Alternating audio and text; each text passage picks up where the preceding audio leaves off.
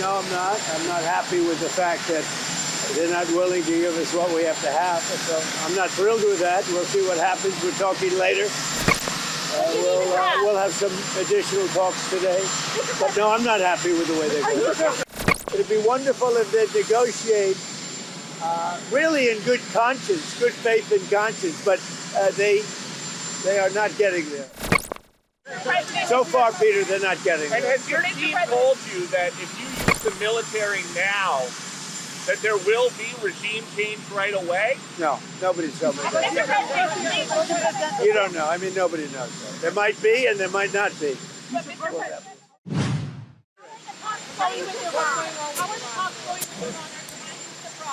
No, I'm not. I'm not happy with the fact that they're not willing to give us what we have to have. So I'm not thrilled with that. We'll see what happens. We're talking later. We'll have some additional talks today. But no, I'm not happy with the way they're going. Are you concerned at all about President Bill Clinton being deposed and that sets precedent for you and your family?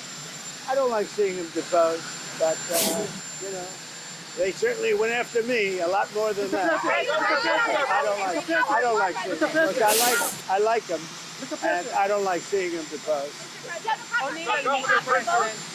Howard Lutnick. What is your reaction to that? Well, Howard would go in and do whatever he has to say.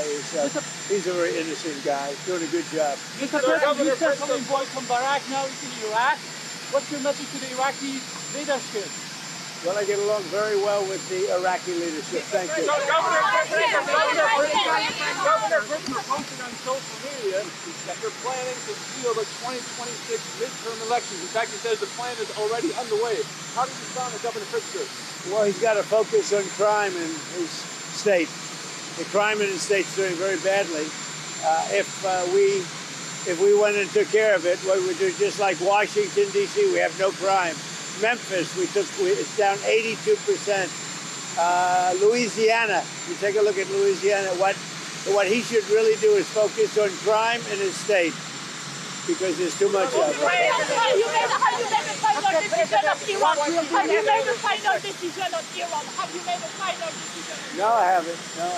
Mr. President, what will be next move if negotiation breaks down with Iran? Well, we haven't made a final decision. We're not exactly happy with the way they're negotiating. They cannot have nuclear weapons, and we're not thrilled with the way they're negotiating. So we'll see how it all works.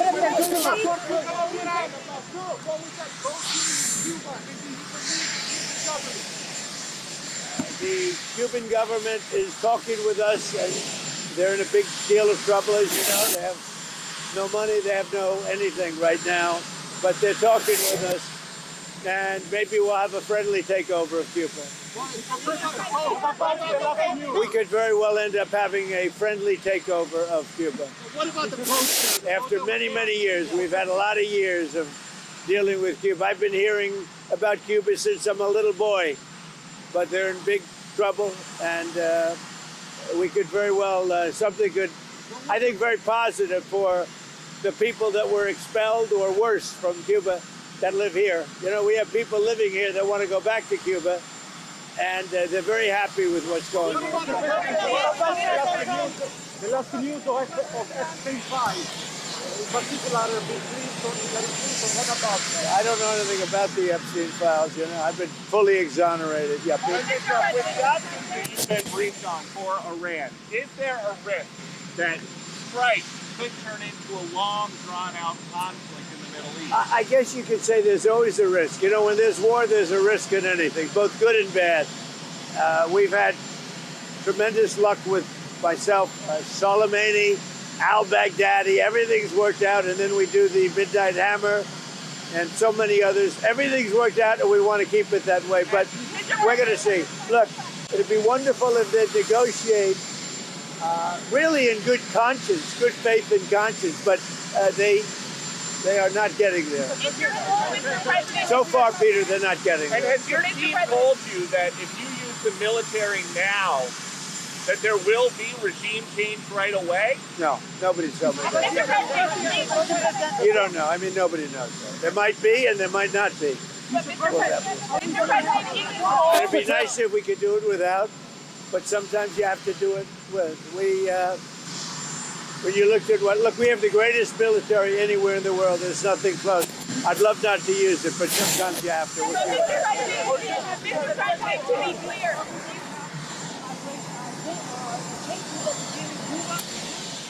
Cuba's doing very badly. They're failing.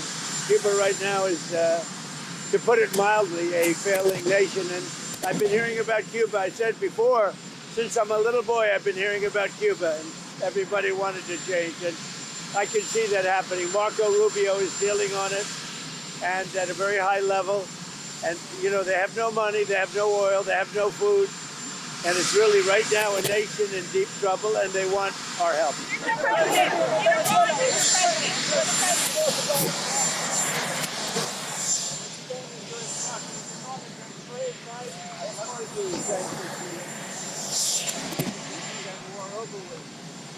We'd like to see the war end, and we'd like to see it end fast.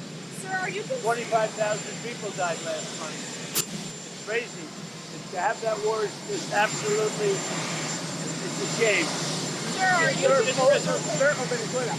considering a national emergency? Are you considering a national emergency around the midterm elections?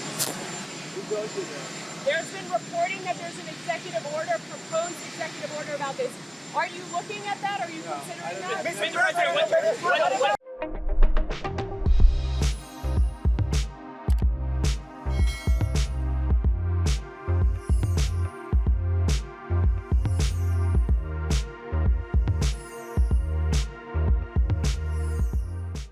Times of India videos, your daily dose of India and the world. Global news, different views, and sharp analysis. Pressure of expectation from your fans, your supporters. That has often served as a backdrop for several Bollywood. You're not a brute majority anymore. If you individually take out Tehran. Making sense of global conflicts. Tracking the new emerging world order. Strike on Israeli military bases. A multi-pronged. To stay out of harm's way as Israel started bombing targets across. Understanding changing alliances in a polarized world. Tune into TOI videos for all this and more. Click on the bell icon to subscribe and never miss an update.